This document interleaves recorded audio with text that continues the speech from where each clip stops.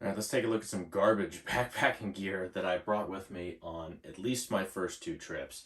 I made a disaster video about the one in Yosemite where I carried a lot of this stuff. This thing is just like a trove of what I'm going to call the trinkets of inexperience. And there's just a bunch of crap in here that we're going to go through. This is a Kefaru mesh pullout. The company is Kifaru. They make these pullouts. They make the mesh kind. They also make this ultralight ripstop nylon version. These are not bad. They're a little heavy though because the zipper even on this version is so robust that you know, like everyone segments their pack when they first start out into like all these different stuff sacks, and they can really add up. I'm not saying they're useless, but I don't use them anymore. So Sam Splint. So this is a Sam Splint. You can conform it to your arm or your ankle, and it's a splint. I mean, of course, you think you're going to need all of these crazy medical items. This is great for maybe search and rescue. They might have a better splint than this, but something like that. You don't need stuff like this. This is far from the most absurd medical item I brought, though. Burn dressing. 4x4 burn dressing. I had all kinds of stuff like this. Emt Shears. You gotta have them, right? I mean, if you're not familiar with these are designed, they have this flat edge right here, so you can run that underneath someone's clothing, and you can cut their clothing off to expose a wound to treat it. I brought these, probably the Yosemite trip. More medical stuff, oil emulsion pads, Solanopaws patches, you know, there's surgical gloves, gauze roll, clotting sponge. There's even some Q-tips in here, more than you would. I don't know what I was. Let's see, any other medical stuff. This is made by a company, well, the name of it is Ready Tape, R-E-D-I. It's these little compact rolls of duct tape. This is actually a good, it's a couple weeks before Christmas. This would make a good stocking stuffer for a guy. Or, I don't know, I guess you could get this for your wife, or let me know how that works out. But they come in different colors. One of them is orange, and I take 4 or 5 wraps of this, and I wrap it around a little piece of cardboard, and I do take that with me for repairs on a tent or on some other item. Duct tape is really useful, obviously, but I don't take this whole thing like I used to. This thing is called the Spool Tool. You think you're going to need a bunch of cordage. What if you need to rig something, right? This is probably like 75 or 100 feet of paracord on here, which is absolutely ridiculous. It has a little place here to put a lighter. It's got a built-in razor blade to cut the paracord. A stupid, you know, it's a gadget that I thought I was going to use. Light sticks for, you know, emergency situations. You take them out and shake them and they light up. I had innumerable ways to make light. This is not, I don't know where the hell this came from. I didn't buy this, some garbage flashlight, but I had like a surefire flashlight. I had the light sticks. I had headlamps, which I still bring, but I had all these different ways to make light because I thought, yeah, who knows what I was thinking. This is the Emberlit titanium stove. In the right context, this is probably a legitimate piece of gear. It's a little titanium stove. You assemble it, you can put a cook pot on top of it, and you feed sticks in the bottom of it. I used it one time in Utah. Never used it again. These cups that we used to bring, I still bring a dedicated cup. The reason I bring a cup, I don't want to ever cook or drink out of my titanium pot because I don't want to put it in my bear bag, so nothing ever goes in my titanium pot except for water. But the cups we bring now are collapsible. These things are so bulky, we both took one of these. And yeah, takes up a lot of room in your pack. Cold compress, instant cold pack. You smash this thing and it gets really cold. I had those. An Israeli bandage. This is a compression bandage. This would make a great item for, and I think I have one of these in my range bag for a shooting range, but for a backpacking item, completely ridiculous. Magnesium fire starter. In addition to having a million different ways to generate light, you got to have a bunch of ways to make a fire, right? I had this. I had a flint striker, which I'm sure I'll get to. I think it's in that box. Crazy, crazy stuff. People like this bushcraft stuff. You're not going to use. Just bring a lighter. I bring stormproof matches, a lighter, and then a few cotton balls soaked in petroleum jelly. You don't need that kind of crap. This is a military compass. This is a legit compass. It's not good for backpacking. It's too heavy. This thing is indestructible, and I'll probably butcher the name, but it's Kamenga. And this is a really, really nice compass. You don't need a compass when you're backpacking. Not if you're doing national parks, national forests, you're on trail. You don't. Your phone has a compass. My wife's phone has a compass. If you have a map, look, you can make a compass. If you know what time it is, draw a clock face in the dirt, draw the hour hand pointing at the sun. Halfway between the hour hand and 12 o'clock is south. If you really need it. I mean, It's not to say that you can't get lost. If you're in a national park on trail hiking, you got to do some really dumb stuff to get lost. Obviously, another one of those Kefaru mesh pullouts. This is the Sawyer Squeeze. This thing is really popular. When I first started backpacking, everyone recommended this. This is a horrible water filtration system, mostly because these obnoxious bags it comes with have this little tiny opening. And filling these in a stream that, you know, is runoff from a mountain, snow runoff, your hands are freezing. This is the most inefficient way to filter water out of all of the methods I've tried. Some people still use these. I currently use the Katadyn Be-Free filtration system. It's the best I've found. I've used the Platypus gravity filtration system in the past. That one sucks. The Sawyer one sucks. The Platypus one's not bad. It's a little heavy. This is a wire mesh sack. This is made by a company called ArmoredOutdoorGear.com. This has a legitimate use. This is basically for like the desert, somewhere where there are not bears, but there's a lot of rodents. If you don't want to have mice potentially eating a hole through your tent to get to your food, you can store it in this mesh sack, and then you would tie it to a bush. This has like extraordinarily heavy-duty Velcro on here that keeps this closed. I used this once in the Superstition Mountains, have not used it again. That's not to say that I would completely rule it out. It's not as heavy as you might think, but you know, there's varying opinions on whether you need something like that. This is a Boonie Hat.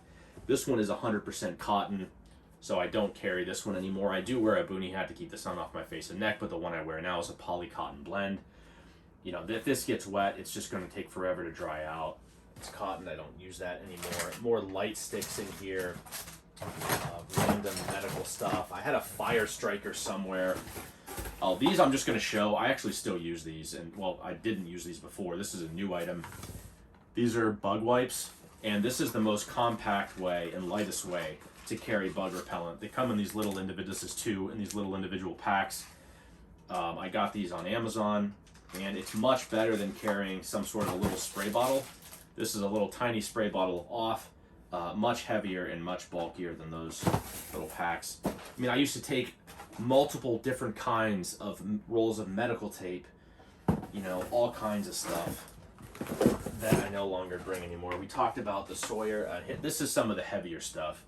These are the real transgressions.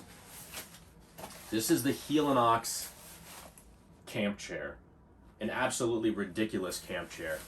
This is something that you would take if you're going to watch fireworks on the 4th of July. This is not a backpacking item, even though we used it as such. This is 2.5+ pounds. Both my wife and I had one of these.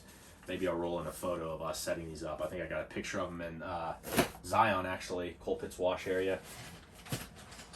Another brick that we used to bring. This is the Therm-A-Rest Ultra Light Cot. I'll roll in a photo of this too.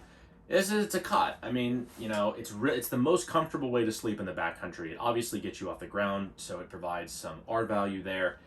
It's easy to set up once you've done it once or twice. It's really genius, actually, the way this goes together. I think this is probably still the lightest backcountry cot on the market. These are not cheap. I don't know what the resale value of that would be, honestly, but... So when I first started backpacking, I bought the Arterix Ultra 85 backpack. It's a massive backpack, not for winter. That's like my year-round backpack. And, well, I thought, of course, I was going to need more volume than 85 liters. Who doesn't, right?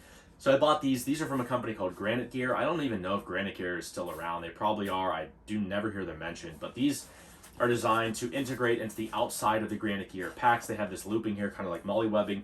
And you can make them work with other packs. So I thought I was going to need to expand my pack more than 85 liters. So I bought several of these. I actually found another use for these. I use these in my range bag. You put an unloaded handgun in here. This is padded, and it helps separate your gun from the rest of the things in your range bag. Or if you wanted to put these in your luggage, your regular travel luggage, to protect something because they're padded, you could do that. This is the Jetboil. These are really popular with new backpackers, no question. Some people may even still use these. It's way too heavy, way too bulky. There's no real benefit to this, honestly. This is the Flash version 4. It supposedly boils water faster than other systems, so maybe you get a little more use out of your fuel. What is the average backpacker doing? 1 night, 2 nights? You know, so you're not going to burn through a can of fuel anyway, so you don't really need to have the most efficient way to boil water. And honestly, the MSR Pocket Rocket 2 Deluxe I have probably boils water basically as fast as this, unless it were extremely windy. And even then, you can figure out ways to do that. God, these lanterns. This, I didn't take this exact one. I took a smaller version of this. This is a Streamlight Lantern. This one's called the Siege. This has a legitimate use, like for a gift for somebody. If they have a boat, this would be great for a boat. It's waterproof, it floats. It has a regular lantern feature. It has like a strobing red light. It has multiple ways to hang it, here. This, the smaller one is magnetic. I keep that one in my car. You could put that up, the magnet up underneath your hood if you had to work under your hood or something like that. Horrible backpacking. Horrible. And this is one of the innumerable ways I had to make light. Crazy. This is the first tent I ever bought. This is the Alps Mountaineering Zephler 2. I bought this thing on Amazon. For the price, it's a decent tent. For backpacking, it's basically worthless unless you want to lug what is probably a 6-pound one-person tent. It says two people. Usually, the rule of thumb is subtract one person generally from how comfortable sleeping. And I kept this if we have to loan a tent out to somebody. I have 2 tents. One, the tent I take with my wife and I. The other one is a solo tent for me. So if we were going with another couple or another group or something, and someone needed a tent, they are more than welcome to take this if they want to haul it. Here's the ground sheet for it. This is actually still really popular. This is the Therm-A-Rest X-Therm. I think this is a terrible sleeping pad. People love this. I have no idea why. It's extremely noisy. It's narrow. It's not comfortable. The R value is good. The R value, I think, is like a 6. Other than that, it's expensive. I mean, we could probably resell these, but I did loan this to someone that I went to Glacier National Park on a trip. They were not a backpacker. They had some gear, but they didn't have a sleeping pad. So I loaned him one of these. It's a good pad for just R value. It's going to keep you warm. It is the noisiest thing. It's like sleeping on aluminum foil in like a cellophane bag or something. It's terrible. More of the coffee cups. We both had one of those. This is a stainless steel thermos I brought on at least one trip. Because you think, oh, you're going to need all these ways, like all these containers to boil water in. And, people bring Nalgene bottles and stuff. Those are too heavy, too, for the most part. This, another Kefaru mesh pullout. This has a life straw in it that I brought. I think the context in which these can be used are very narrow. It sucks for one main reason. You cannot transport water with this. These are really popular with people who don't really know what they're doing.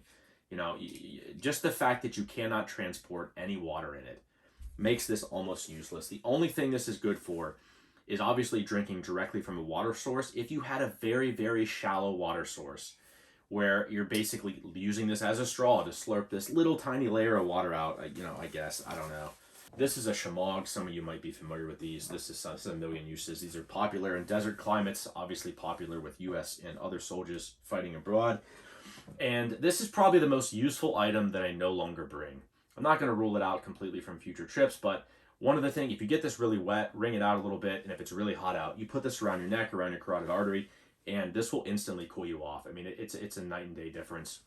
You can drape it over your head if you're in the desert, which I have done before, so it definitely has its uses. Actually, one trip in the Superstitions, I got very sick. I had a terrible head cold, came down with it on the first day of a 3-day trip.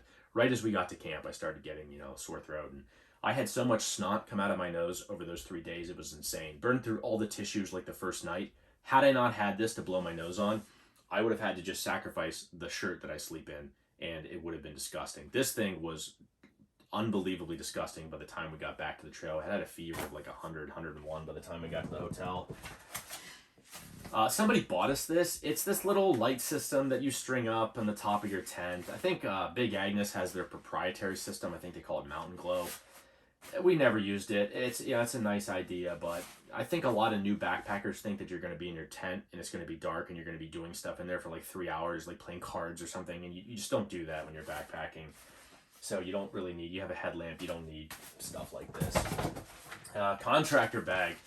People put these are good for like a survival bag in your car. You can make a shelter with them to keep yourself dry. I bet I probably brought one of these to Yosemite. All these crazy contingency line items. I mean, just, there's a bunch. Oh, yeah. Water bladder. Look, this is not necessarily a garbage item. I don't like these. I don't use them anymore. I know a lot of people still do. The only good thing about these is that it's convenient to drink out of it while you're walking. Everything else is negative. They're a pain to clean. They're a pain to get out of your pack and put water in.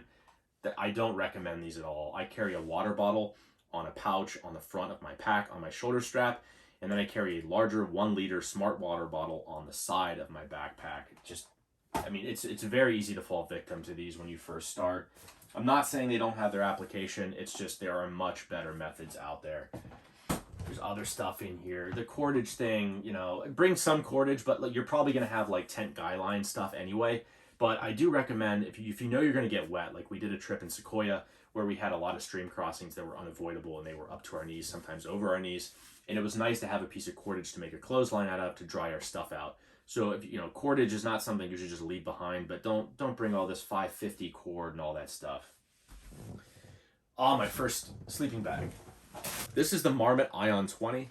All things considered, this was a pretty good purchase. I'm relatively proud of this as a first purchase for a sleeping bag. 850 fill power, it's lightweight. I believe it has strategically placed synthetic insulation in various parts. But this is not bad. It's confining though, it's a mummy bag. And I took this to Utah and Zion, took it to Yosemite too, down to about 19 degrees in Zion. And I don't remember really being freezing in it. I probably wasn't hot in it, but all things considered, not a bad purchase. I do keep all of my sleeping bags and quilts, obviously in the storage sack, but then I put a garbage bag over them. The reason I do that is to keep dust off of it. You don't really ever want to have to wash your sleeping bag. Nothing will decrease the life of it more other than putting it in a washing machine. Unless you're a thru hiker, you should really never have to wash your sleeping bag. You know, don't be one of those people who gets in your sleeping bag with no shirt on and your underwear and your bare feet. You know, you're going to get your body oils all over it. There's no reason to sleep like that anyway. I mean, you know, if you're camping in 95-degree nights, I guess. But, you know, even then, get a liner or something, or just wear a base layer and, you know, avoid having to wash your sleeping bag. If you take care of your gear, it's going to last you a lot longer.